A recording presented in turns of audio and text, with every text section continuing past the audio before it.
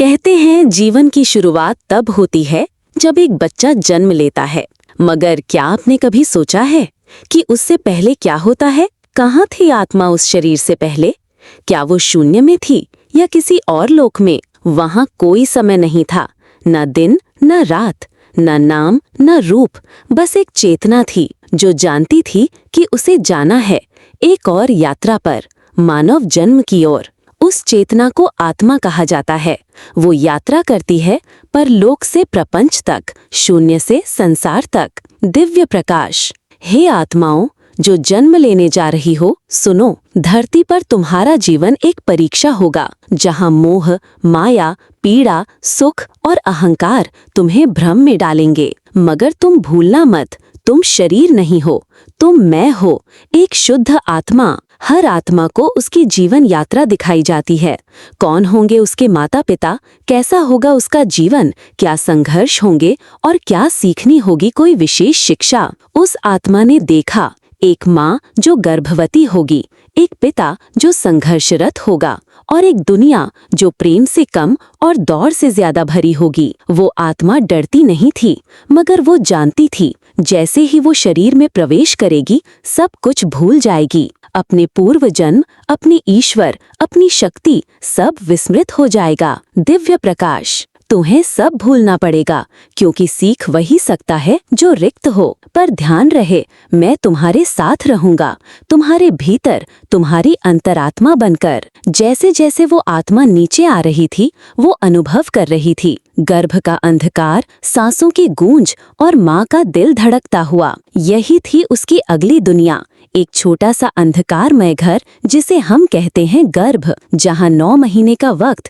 एक जीवन के निर्माण में लगता है। मगर उस आत्मा के लिए वो एक नई दुनिया में प्रवेश करने का अंतिम पड़ाव था। ये सिर्फ जन्म नहीं था, ये एक वादा था कि मैं फिर से सीखूंगा, फिर से प्रेम करूंगा, फिर से गिरूंगा और फिर से जागूंगा। प्रकाश से निकली आत्मा अब गर्भ में प्रवेश कर चुकी थी, एक बहुत ही संकुचित, गर्म, अंधेरी जगह, जहां न शब्द थे न दृश्य, फिर भी वहां जीवन था, शुरुआत थी। गर्भ कोई साधारण स्थान नहीं होता, ये एक संक्रमण क्षेत्र है, 2 दुनियाओं के बीच की सीमा रेखा। यहाँ आत्मा शरीर से जुड़ना शुरू करती है, धीरे धीरे, परत दर परत। शुरुआती हफ्तों में आत्मा सिर्फ देखती है, वो माँ की हर भावना को महसूस करती है। अगर माँ रोती है तो आत्मा कांप जाती है, अगर माँ हंसती है तो आत्मा में हल्की सी रोशनी दौड़ जाती है। कई बार आत्मा गर्भ में प्रश्न पूछती है, क्या यही मेरा जीवन होगा? क्या मैं इस दुनिया को सह सकूंगा? लेकिन कोई उत्तर नहीं आता, सिर्फ धड़कन की आवाज, धक धक धक। तीसरे महीने में जब भ्रूण का आकार बनने लगता है, आत्मा का बंधन उस शरीर से गहरा होने लगता है, जैसे कोई रूह धीरे धीरे अपने वस्त्र को पहचान रही हो। कुछ माएँ विशेष होती हैं, उनका मन शुद्ध होता है, वो गर्भ को एक मंदिर समझती हैं। ऐसी माँओं के गर्भ में आत्मा और भी गहराई से जुड़ जाती है। छठे महीने में आत्मा पहली बार रोशनी देखती है, जो बाहर की दुनिया से छन कर आती है। वो समझ जाती है उसका समय निकट है। अब आत्मा को अपने भविष्य के दृश्य दिखने लगते हैं, टूटे हुए रिश्ते, संघर्ष, मोह, दुख और साथ में कुछ प्रेम, कुछ करुणा, कुछ सीखें। वो देखती है कैसे वो एक छोटे घर में जन्म लेगी, कैसे उसके माता पिता उस पर गर्व करेंगे, कैसे उसे जीवन बार बार परखेगा। आत्मा थोड़ा भयभीत होती है, वो फिर दिव्य प्रकाश से प्रार्थना करती है, आत्मा मुझे शक्ति देना, मुझे याद दिलाना कि मैं सिर्फ एक शरीर नहीं हूँ। नवम मास का अंतिम दिन आता है, गर्भ अब संकुचित हो चला है, शरीर तैयार है, मगर आत्मा डरती है, क्योंकि जैसे ही वो बाहर जाएगी वो सब भूल जाएगी। पर प्रकाश की आवाज फिर आती है, मैं तेरे साथ हूँ, तेरी अंतरात्मा बनकर, तेरे हर निर्णय में, तेरे हर आंसू में, तेरे हर कर्म में। और फिर एक चीख गूंजती है, एक आत्मा धरती पर जन्म लेती है, नई आंखें खुलती हैं, मगर आत्मा सब कुछ भूल चुकी होती है। लेकिन भीतर कहीं